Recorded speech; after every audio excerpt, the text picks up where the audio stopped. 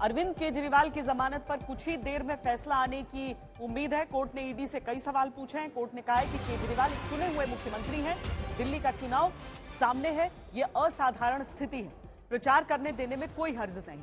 Bench ने कहा कि हम सिर्फ अंतरिम बेल पर बात कर रहे हैं। इस पर कोर्ट ने ईडी से पक्ष रखने को कहा है।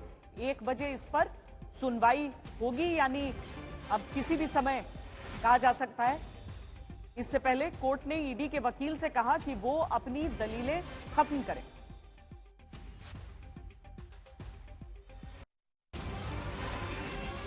बेंच की तरफ से कहा गया है कि सिर्फ एक चुनाव के लिए बेल पर विचार है। केजरीवाल की अंतरिम जमानत पर फैसला कुछ ही देर में अब संभव है।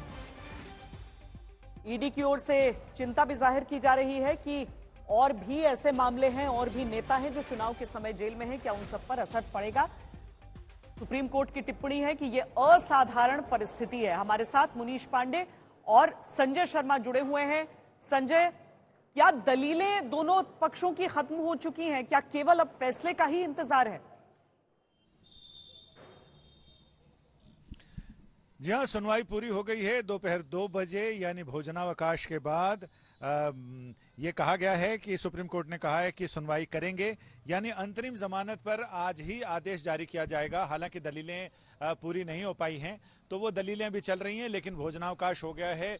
दोनों जज उठ गए हैं भोजन के लिए, और इसके बाद ही अब 2 बजे फिर से मामले की सुनवाई होगी। और मुझे लग रहा है कि आज ही जितनी सुनवाई, जितनी ऐसे अदालत कई बार कह चुकी है कि आप लोग अपनी दलीलों को सीमित करें, यानी उसको समय, टाइम बाउंड टाइम का ध्यान रखें, क्योंकि आज अगर इसमें आदेश नहीं आया तो फिर गर्मी की छुट्टियों के बाद सुनवाई होगी।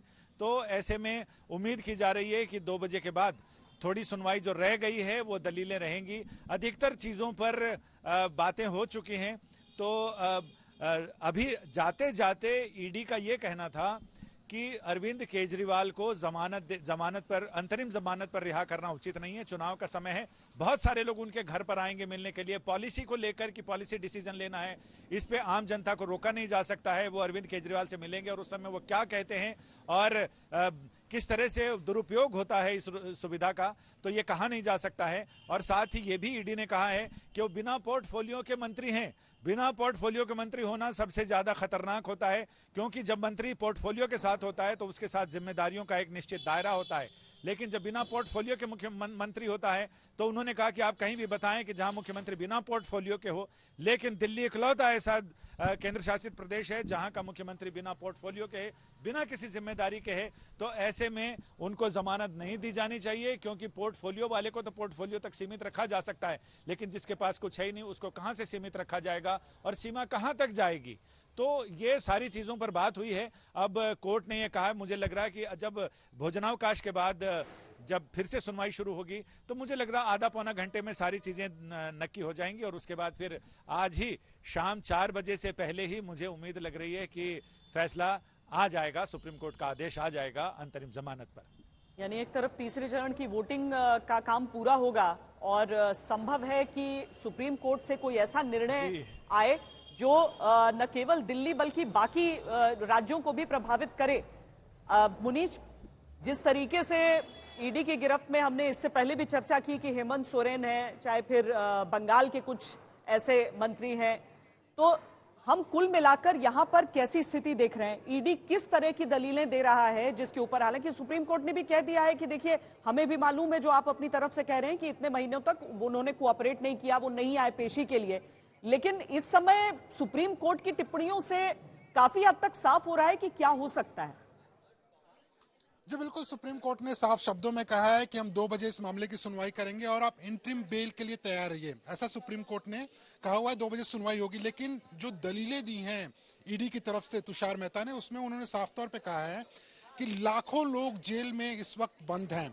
कई लोग उसमें लेबरर्स हैं, कई किसान बंद हैं, लेकिन उनका भी काम प्रभावित होता है अगर वो जेल में रहते हैं। तो ऐसे में सिर्फ एक नेता को कैंपेन करने के लिए बेल देना, ये एक सही मैसेज नहीं जाएगा अगर पूरी बात करते हैं डेमोक्रेसी की। तो उसके अलावा उन्होंने यह भी दलील दी हुई है कि अगर कोई शख्स जेल में रहता है तो उसे वोट करने का भी अधिकार नहीं रहता है, यानी कि वोट करने बाहर भी नहीं आ सकता है। तो फंडामेंटल राइट की यहाँ पर हम बात नहीं कर सकते हैं।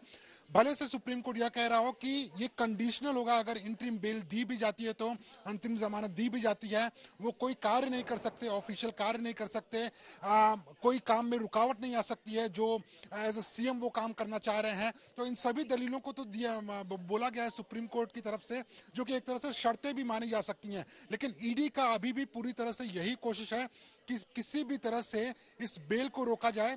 अगर आज इंटरिम बेल मिलती है अरविंद केजरीवाल को, तो बहुत मुमकिन है कि ईडी अपनी आगे की रणनीति भी बनाए, यानी कि एक रिव्यू पिटीशन भी फाइल कर सकती है। उस पर क्या सुनवाई होगा नहीं होगा ये तो भविष्य की बात होगी, लेकिन कुछ जो दलीलें ईडी ने दी हुई है कि कई ऐसे नेता हैं जो जेल के अंदर बंद हैं, कई ऐसे लोग हैं जिनका खुद का रोजगार है, वो जेल के अंदर हैं, इस बिना पर तो उनको भी बेल दिया जाना चाहिए। लेकिन सुप्रीम कोर्ट की वही टिप्पणी है कि 5 साल में एक बार अगर चुनाव होते हैं, ऐसे में किसी शख्स को जेल में रखा जाए, उसे कैंपेन करने का मौका न दिया जाए, तो यह भी सही नहीं होगा। दोनों ही पक्ष की दलीलें अपनी अपनी तरफ हैं। अब देखना होगा कि आखिरकार 2 बजे सुप्रीम कोर्ट क्या फैसला करता है। श्वेता, इस बीच पंकज, क्या आम आदमी पार्टी ने अपनी भी रणनीति बनानी शुरू कर दी? हमने देखा कि जब जेल में अरविंद केजरीवाल रहे तो वो भी प्रचार का एक बड़ा मुद्दा बना। अगर अरविंद केजरीवाल वाकई अंतरिम बेल पर रिहा हो जाते हैं तो ये बहुत बड़ी कामयाबी उनके लिए रहेगी चुनाव के इस समय में। बिल्कुल, और जिस तरह से आम आदमी पार्टी का कैंपेन लोकसभा चुनाव के दौरान चल रहा था, और अब ये एक संजीवनी बूटी की तरह काम करेगा श्वेता। और सबसे अहम बात और इंतजार आम आदमी पार्टी को इस बात का भी रहेगा कि शर्तें क्या हैं, क्योंकि शर्तों का जो दायरा होगा उसके हिसाब से ही आम आदमी पार्टी आगे की रणनीति बनाएगी। आपको याद होगा कि जब संजय सिंह को जमानत मिली थी तो लोअर कोर्ट में जाना पड़ा था और वहां पर शर्तें तय हुई, उसके बाद ऑर्डर तिहाड़ जेल गया और उसके बाद संजय सिंह की रिहाई हुई थी। तो क्या यहां पर भी ऐसा होगा? ये 2 बजे स्पष्ट हो जाएगा। लेकिन शर्तें क्या होंगी उसके आधार पर भी आम आदमी पार्टी अपनी आगे की रणनीति बनाएगी, क्योंकि पिछले दिनों हमने ये भी देखा कि मेयर का चुनाव नहीं हो पाया क्योंकि पीठासीन अधिकारी की नियुक्ति नहीं हो पाई थी। एलजी ने यह हवाला दिया था कि मुख्यमंत्री की तरफ से प्रस्ताव नहीं आया, मुख्यमंत्री तो इस वक्त तिहाड़ जेल के भीतर बंद है। तो क्या इस तरह की स्थिति आने वाले दिनों में तनाव की वजह दिल्ली में बन सकती है? तो वो तमाम बातें रणनीति का हिस्सा आम आदमी पार्टी का हो सकती हैं। लेकिन फिलहाल इंतजार है और जाहिर है कि अब लंच हो गया है, तो देखना होगा कि लंच के बाद जब फैसला सामने आएगा तो आम आदमी पार्टी की कानूनी और साथ ही साथ राजनीतिक रणनीति क्या होती है। श्वेता, संजय, जिन शर्तों की बात कर रहे हैं पंकज, उसमें जैसे फाइलों पर साइन न करना, ये चीजें शामिल हो सकती हैं, पर चुनाव के समय ये तो उनके दिमाग में और उनकी प्राथमिकता में सबसे आखिरी नंबर पर होगा। अगर जब तक अरविंद केजरीवाल को प्रचार की अनुमति मिल जाती है, क्योंकि वही एक आधार समझ में आ रहा है अभी कि चुनाव के समय प्रचार के लिए अगर किसी को छोड़ा जा रहा है, तो कुल मिलाकर राहत तो पूरी तरीके से उनको मिल जाएगी इससे, भले ही बेल अंतरिम रहे। बिल्कुल, अंतरिम तो सिर्फ नाम की रहती है, उसमें कुछ शर्तें रहती हैं, कुछ समय के लिए रहती है, टाइम बाउंड रहती है। अंतरिम का मतलब कि 2 समयांतराल के बीच का समय, तो इसलिए उसको अंतरिम कहते हैं, समयांतर।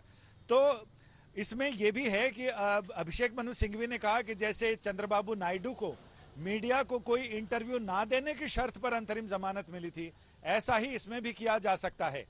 तो ऐसे में मीडिया को इंटरव्यू ना दें, सिर्फ सार्वजनिक बयान दें, सार्वजनिक रोड शो करें। उसमें रोड शो में कहां तक उनको अनुमति होगी? क्या सिर्फ रोड शो से काम चलेगा, या वो लोगों से अपील कर सकते हैं, या चुनावी रैलियों में जा सकते हैं, भाषण कर सकते हैं? इन तमाम चीजों की बात होगी। और अमूमन क्या होता है कि सुप्रीम कोर्ट एक आउटलाइन तैयार करता है, सुप्रीम कोर्ट कुछ शर्तों के साथ लोअर कोर्ट को सिफारिश करता है कि इनको अंतरिम जमानत इतने तारीख तक रिहा कर दिया जाए। इसके बाद लोअर कोर्ट यानी विशेष अदालत जहां मामला चल रहा है, उनके ऊपर यह निर्भर करता है कि वो उन्हीं शर्तों पर उन्हें जमानत मंजूर कर लेते हैं या उसके अलावा कुछ और शर्तें लगाते हैं, क्योंकि कितने रुपए का मुचलका बॉन्ड भरा जाएगा, क्या होगा। इसके अलावा लोअर कोर्ट को यह अधिकार है कि वो इसमें कुछ अपनी शर्तें और भी जोड़ सकता है। तो ये देखना दिलचस्प होगा कि क्या शर्तें सुप्रीम कोर्ट से आती हैं, क्या शर्तें लोअर कोर्ट से आती हैं, क्या लोअर कोर्ट जस का तस सुप्रीम कोर्ट के ऑर्डर के मुताबिक उनको जमानत दे देता है, या उसमें क्या परिस्थितियां रहती हैं, वो देखना दिलचस्प होगा। लेकिन चुनाव का समय है और ऐसे में अरविंद केजरीवाल को जमानत मिलना आम आदमी पार्टी के चुनाव प्रचार में एक नई जान तो जरूर फूंकेगा।